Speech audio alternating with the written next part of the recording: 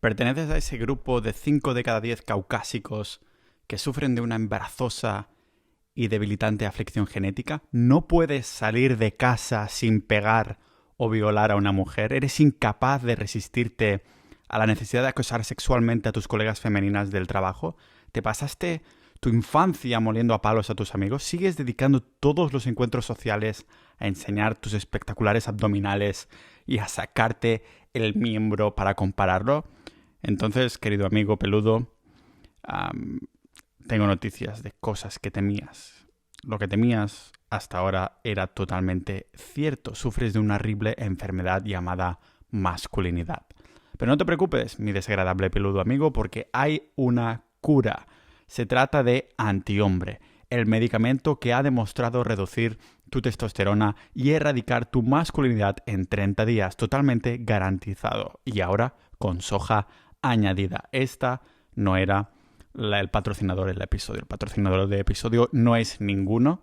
Bueno, sí, me voy a patrocinar a mí mismo. Sociedad.ninja, la comunidad del podcast. Tenemos ahí episodios exclusivos solo para miembros. Ahora que hablábamos de miembros viriles.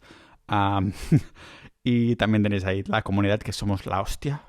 Bueno, sois la hostia, los que estáis escuchando dentro de la comunidad, que si no queda muy egocéntrico, ¿no? Ya somos más de 300 miembros. Así que si queréis apoyar el contenido y tener contenido exclusivo, Sociedad.ninja. Porque sí, ya hablamos sobre la toxicidad de la masculinidad, según Occidente, en uno de los episodios no hace mucho. Y porque este es el mensaje que cada vez más activistas de género y corporaciones que buscan como una especie de fachada virtuosa quieren que creamos. Quieren quedar como los buenos de la película defendiendo una idea de problemas que no existen, básicamente, que hemos creado de la nada. Es el problema de la abundancia. Cuando tenemos mucho de todo, nos aburrimos y tenemos que buscar otra mierda que mezclar, y es la naturaleza del ser humano. Todo el mundo tiene problemas, lo que pasa es que algunos problemas son mejores y peores que otros. Cuando tienes mucha abundancia en el occidente, pues empiezas a crear este tipo de problemas.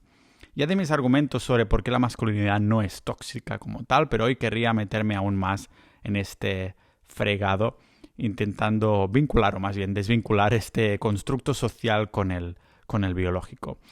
La masculinidad es algo completamente distinto del sexo biológico de alguien, ¿vale? Claro que los rasgos masculinos salen a raíz del sexo biológico, pero si nos ponemos técnicos, entonces la masculinidad es un constructo social con un conjunto de rasgos presentes de forma innata en la mayoría hombres, ¿vale? Digo en mayoría porque no es en todos y lógicamente también están en mujeres, pero de una forma menos intensa. Hay algunas personas que lo tienen de forma más intensa y otras que menos. Hay el factor individual, pero aquí estoy hablando del colectivo. Un colectivo que puede ser diferente entre culturas del mundo, pero estaréis de acuerdo que los rasgos más básicos o más bien fundamentales que forman la masculinidad son universales y no solo están presentes en los humanos. Rasgos que toman diferentes nombres y formas, depende de qué fuente miremos, pero vienen a ser lo mismo y algunos ya los comentamos en los otros episodios, ¿vale? Tenemos el estoicismo, la resiliencia, la fuerza, la valentía, la independencia, la asertividad. Antes de juzgar a los hombres por ser demasiado asertivos, por recurrir de vez en cuando a la violencia, o demasiado estoicos por no mostrar emociones, es importante entender cuál es el origen de estos rasgos, porque estos rasgos propiamente dichos no son constructos sociales. Los hombres no pasan a ser masculinos porque les decimos que llorar es de niñas, o la masculinidad de los hombres se ve un poco más intensificada o reforzada en ciertas culturas debido a presiones sociales. Pero los rasgos masculinos tienen su origen en nuestra biología, desarrollada durante al menos 200.000 años atrás. Hace miles de años, la naturaleza decidió un día que la manera más eficiente de perpetuar una especie con la reproducción y de garantizar su longevidad consistía en dividirla en dos sexos. Una división que lógicamente podemos ver en todo el reino animal. De todas formas, lo que también se puede observar en todas las especies animales son los distintos roles inherentes a cada sexo. Dejando a un lado, eso sí, los caballitos de mar que se pueden quedar embarazados, son hermafroditas, o los caracoles, las crías de todas las especies son incubadas por el sexo femenino. Desde un punto de vista logístico, tiene sentido que las hembras hayan evolucionado para tener rasgos fisiológicos y de comportamiento que propicien a este desarrollo saludable y el cuidado de sus crías, porque tienen más empatía, conciencia emocional, paciencia y ternura. Es casualidad que en una clase universitaria de enfermería la mayoría de los estudiantes sean mujeres. Obviamente a nivel supervivencia también era vital que la hembra nunca se pusieran a ellas ni a sus crías en una situación de peligro, por lo que la evolución adjudicó este papel al otro sexo, los machos. Los machos desarrollan más fuerza física y valentía natural para cazar y proporcionar alimentos a sus tribus y a sus parejas precisamente porque no se pueden poner en peligro. Si se ponen en peligro, entonces estás poniendo en peligro la especie. Entonces, de esta manera, los hombres evolucionaron para mostrar más agresividad, resiliencia y asertividad en base a la competitividad. Los hombres entonces podían competir con los otros machos rivales y proteger a sus tribus de otras que tenían como lanzas más afiladas, para decirlo así. Y cómo no, estos rasgos eran esenciales con la civilización. ¿Veis? La evolución cultural no ha seguido la misma línea que la biológica, que tiene un camino mucho más lento, como ya hemos aprendido en la naturaleza, ¿no? Entonces, ¿por qué no podemos acabar con ellos en la actualidad? ¿No son innecesarios en el siglo XXI? ¿Acaso estos rasgos no provocan toxicidad en nuestras sociedades? Estas preguntas son las que nos quieren meter en la cabeza los guerreros de la justicia social. Lo que pasa es que la masculinidad es un constructo social con una naturaleza que ha ido mutando a lo largo de las generaciones. No ha habido un momento en la historia donde ser hombre y mostrar emociones o algo así sea tan aceptado como hoy en día.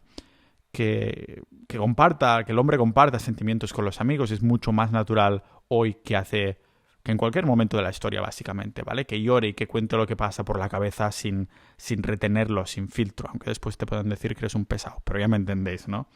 La mayoría entonces estaremos de acuerdo que en este aspecto estos avances sociales son tanto increíbles teniendo en cuenta de dónde venimos e innegablemente positivos hacia un mundo más, llamémoslo, armonioso. En sí mismos no contribuyen a degradar la masculinidad de los hombres. Lo que pasa es que no son estos rasgos los que los activistas autoritarios de izquierdas están intentando suprimir, estos guerreros sociales.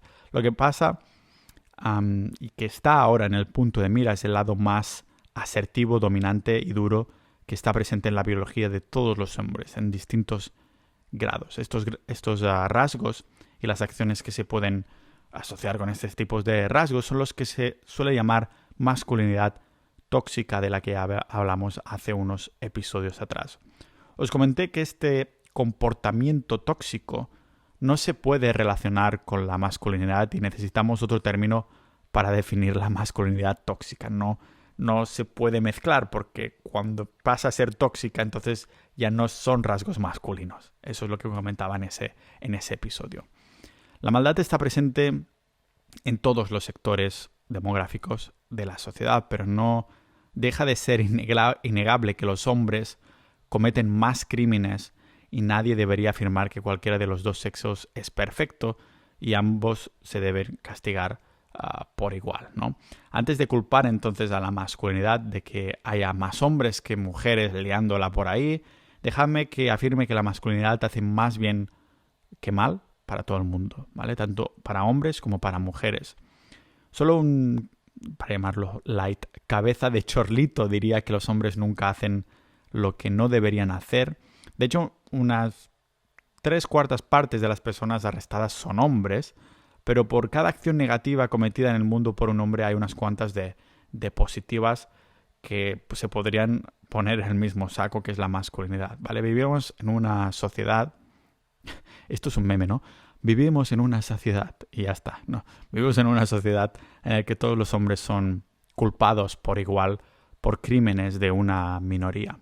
Pero la masculinidad nació de un deseo natural biológico de los hombres de proteger y proveer a sus familias. Cuando un bombero rescata a un niño de un edificio en llamas, es la masculinidad haciendo el bien. Cuando un policía arresta a un asesino, un violador, un maltratador, esto es también la masculinidad haciendo el bien. Y cuando millones de hombres dieron sus vidas para evitar que el fascismo y la tiranía se sepultasen el mundo en 1914 y 1939, eso también era la masculinidad haciendo el bien. Pero fijaros en estas palabras que acabamos de decir, proveer y proteger.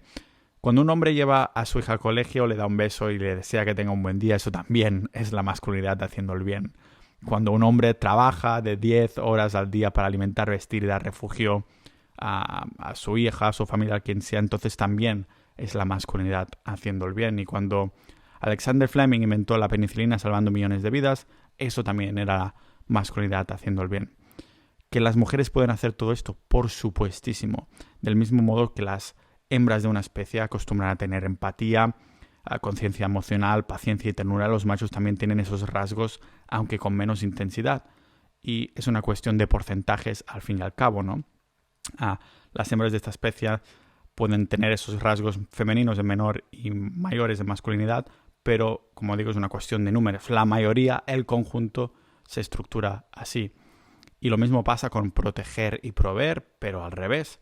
Decir que esto no es así es como decir que la insulina no existe, porque son hormonas como la testosterona o los estrógenos que guían también estas emociones. Así que intentar aplastar la mayoría de hombres por lo que hacen algunos es una gilipollez, de mi opinión, porque los malos no dejarán de ser malos porque sean menos masculinos.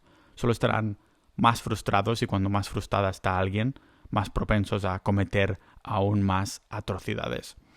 La masculinidad y feminidad son los dos pilares sobre los que se sustenta una sociedad cohesiva, productiva y con futuro, lo cual, yo creo que es beneficioso para todos. Si acortas o eliminas uno de estos pilares, la sociedad que hemos construido a lo largo de miles de años y que hemos protegido contra la tiranía y el mal simplemente se derrumba.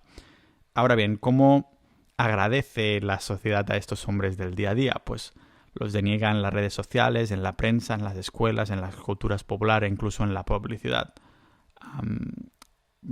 Lo vemos básicamente con los datos, ¿no? Los hombres se suicidan 3 veces más que las mujeres. Los hombres son 2 veces más propensos a ser víctimas de violencia y robos. Son entre 3 y 4 veces más propensos a ser asesinados. El 96% de las víctimas de accidentes laborales son hombres exactamente. Los hombres también acaban encarcelados entre 5 y 6 veces más que las mujeres. Y el 86% de todas las personas sin hogar son hombres. Son datos que lanzo para poner un poco de perspectiva que no es de color de rosa para los hombres tampoco, pero su culpa es la masculinidad hasta en los colegios desde hace cada vez más poco tiempo, o sea, desde más pequeños, provocando como una especie de crisis de desarrollo en los jóvenes, sino ¿por qué los niños llevan sacando peores notas que las niñas desde hace décadas? Lo vemos, por ejemplo, también en otros ejemplos, como en algunas escuelas del Reino Unido que están planteándose prohibir el rugby, una parte fundamental del desarrollo de los chicos jóvenes de ese país desde principios del siglo XIX. Y en algunos países occidentales hasta se ha prohibido el juego del balón prisionero por ser, cito textualmente, demasiado agresivo. No sé si tiraban una pelota que estaba hecha de piedra, pero normalmente los balones no pican tanto, aunque sea un juego de adrenalina y agresivo, ¿vale? Claro que estos juegos y deportes pueden provocar lesiones, pero tienen los deportes de competitividad, uno de los rasgos de la masculinidad, tienen como un papel fundamental a la hora de desarrollar el carácter de estos chavales, ¿no? Una actitud más fuerte, competitividad, trabajo en equipo, protección, proveer, pero nos encontramos que la competitividad ha sido prácticamente erradicada de los colegios de Occidente. Todo el mundo recibe un premio por su participación y no hay ganadores ni perdedores. Cuando un niño fracasa miserablemente en un deporte y no le dan ninguna copa, ningún premio, ¿sabes qué le estás enseñando? Pues que la próxima vez deberá esforzarse más. Y no solo en los deportes, sino en cualquier aspecto de la vida. De hecho, es una de las lecciones más importantes que que ese niño podrá llegar a aprender jamás, ¿no? De la misma manera que el exceso de higiene durante la juventud debilita el sistema inmune, a proteger demasiado al niño un poco derriba estos muros, ¿no? Y deriva más en estas sociedades débiles. Dejas que el niño, en el caso del sistema inmune que ponía de ejemplo, es para decir que cuando eso sucede, pues dejas que el niño juegue en la arena y en el barro, no solo por la experiencia que le da esto, que le crea, ¿no? Pero porque su sistema inmune se va a volver cada vez más fuerte, como un Super Saiyan. Es casi como una vacuna, ¿no? Que te lo ponen ahí debilitado para que el sistema inmune se acostumbre, se haga más fuerte y entonces ya cuando nos ataque el virus de verdad estemos totalmente protegidos. Ahora que estoy en Estonia, no muy lejos de aquí, en Suecia, esto se ve multiplicado por mucho, por desgracia, y creo que sigue siendo en esta línea de abundancia, ¿no? Cuando tienes muchísimo de algo, creas problemas donde no los hay. Porque varios colegios de Suecia han hecho esfuerzos enormes para eliminar las palabras niño y niña del vocabulario, ¿vale? De las clases. Y os ya sabéis, algunos que me saqué un nivel B2 de sueco, pero es que en el A1, en el nivel A1 principiante, ya aprendes cómo se dice él y ella en sueco, que en sueco son han y hun. Pues han, él, han optado en su lugar para el pronombre de género neutro hen. O sea, no dicen ni él ni ella, ni han ni hun, dicen hen. En fin, en 1998 se aprobó una ley que precisamente obligaba a todos los colegios suecos a trabajar activamente contra los estereotipos de género. En teoría, todo esto suena muy utópico, pero en la práctica no es más que una especie de lavado de cerebro que provoca dificultades en el desarrollo de estos niños cuando son adolescentes y adultos. A estos niños se les enseña que deben ignorar la ciencia básica e ir contra el impulso biológico natural de sus cuerpos, sin libertad para dar rienda suelta a su masculinidad o feminidad, lo que sea, en el patio de recreo y en casa. Estos niños crecerán hasta convertirse en hombres incapaces de competir en el trabajo y en cuestiones personales, incapaces de defenderse a sí mismos y a sus familias. Y digo que es un lavado de cerebro porque no tienes más que echar un vistazo a lo que están haciendo en parvularios de Suecia. Ahí tanto a los niños como a las niñas a partir de 1 año de edad se les segrega para poder adoctrinarles sistemáticamente en cuanto a roles de género. A los niños se les hace jugar con cocinas de juguete y darse masajes entre ellos, y a las niñas se les fuerza a que griten ¡no! ¿Vale? O sea que el colegio tiene en nómina, de hecho, a una especialista de género para obligar a los niños que se niegan a participar a actividades femeninas o etiquetadas como masculinas, rollo danza o cosas así. Además, a los niños se les anima a que se pongan vestidos. Y es cuando digo niños no me refiero a plural, pero los niños, no niñas, ¿vale? Y en un caso a una niña que solía ser pues muy afeminada, según su madre se la educó para que fuera más ruidosa, hasta el punto de que sus padres notaron que en casa se comportaba de forma más como descarada y desafiante. Quiero remarcar que no creo que haya ningún problema en dejar a que un niño juegue con cocinas, baile, se vista de mujer o que le dé la puta gana, ¿de acuerdo? O que una niña juegue a los Action Man, diga que no, sea más agresiva o algo así, pero por su propio pie, como experimentación de la vida y de su entorno, ¿no? El problema aquí que creo yo es que los están obligando a adoptar roles. Fijaros que en estas escuelas se observó que cuando a los niños no se les forzaba a jugar con juguetes típicamente preferidos por el género opuesto, los niños volvían a jugar con coches y las niñas con muñecas. Los niños gritaban y daban golpes, pero el personal del colegio decía que esto que no estaba bien. Podría decirse que su biología les impulsaba a adherirse a sus propios roles de género naturales, y no me extraña que algunos lo hayan etiquetado de abuso infantil, que ya sabéis que un absurdo no tiene por qué ser, un abuso no tiene por qué ser físico. Claro que pueden salir niños increíbles de familias que sigan otros esquemas totalmente diferentes, pero en términos generales vemos que las estadísticas relativas a núcleos familiares en las que falta el padre muestran una tendencia clara, con los datos en la mano. Ya no es opinión personal, es datos en la mano. Y estoy seguro de que si analizaran la de padres solteros en las que les falta la madre, también habría ahí falta de empatía, inteligencia emocional y demás rasgos que hemos mencionado antes de la feminidad. Pero como hoy nos centramos en la masculinidad, vemos que los niños que crecen sin una figura paterna sufren el doble de abandono escolar, son el doble de propensos a sufrir obesidad y 4 veces más proclives a acabar en la pobreza. También es más probable que cometan crímenes, que vayan a la cárcel y que abusen de drogas y alcohol. Por su parte, pues las niñas sin padre tienen como 7 veces más probabilidades de quedarse embarazadas cuando son adolescentes. Y siempre reitero en este podcast lo importante que es la libertad y las distintas vertientes que tiene. Igual que con la libertad de expresión nos parecerá pues fundamental que protejamos la libertad de decidir tanto de hombres como mujeres, para que elijan o tengan la oportunidad de decidir quién quieren ser o aspiran a ser, que caminen como quieran o hablen con quien quieran o se pongan la ropa que quieran. Lo que pasa es que cuando se trata del derecho de un hombre de abrazar y afirmar su masculinidad de forma positiva, se suele etiquetar como un privilegio masculino sexista por parte de los medios de comunicación y estos activistas tribales de Internet.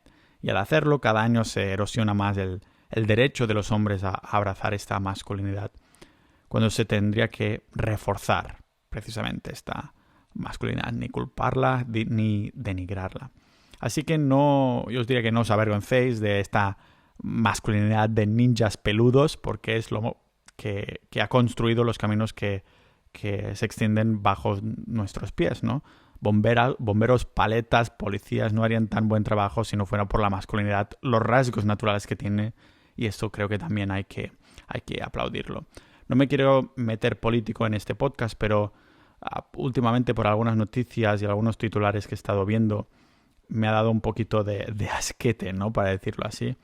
Me gustaría decir eso, que cada persona haga lo que le dé la gana, que no nos tenemos que forzar absolutamente a nada, y si de una manera natural el mayor porcentaje de niños tienen rasgos masculinos y las niñas tienen rasgos femeninos en su mayor porcentaje, ¿para qué intentar cambiarlo, no?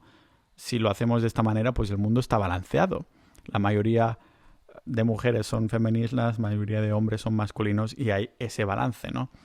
Eso lo discutía otro día con mis amigos, cuando a lo mejor un hombre, se pasa de este rasgo y aumenta, yo qué sé, la falta de paciencia y cosas así, y hay una mujer ahí que es mucho más paciente, entonces puedes ver perfectamente cómo este balance funciona, y al revés también, ¿no? Cuando alguien tiene demasiada empatía y te la están colando, y entonces hay otra persona que tiene un rasgo más asertivo, un poco más agresivo, que dice no, a mí no me la cuelan, ¿no? Y vuelves a ver que el balance del mundo está siendo un poco correcto. Últimamente he hecho algunos episodios sobre masculinidad, también sobre las protestas que están pasando a Colombia, en Cuba y demás, pero ya sabéis que este podcast va absolutamente de todo, es un diario personal de mi investigación personal, así que este episodio es tan random como el de ayer o el de hace 2 o 3 episodios anteriores, y no descarto hacer alguno más al respecto. Entiendo que este puede crear un poquito más de hate, pero me da absolutamente igual, porque es un poco la gracia, ¿no? No tener que deberle a nadie. Así que os quería agradecer un montón haber llegado hasta aquí el final, de haberos chupado todo esta bola de nieve que tenía un poco dentro, y también agradecimiento especial a los miembros de Sociedad.ninja, la comunidad del podcast. Si queréis apoyar este contenido gratuito y debatir incluso estos temas, sabéis que tenemos una comunidad de Discord súper maja de más de 300 personas y además es proactiva. Nada, nos vemos dentro de Sociedad Ninja y los próximos episodios de este podcast multidisciplinar de Pau Ninja.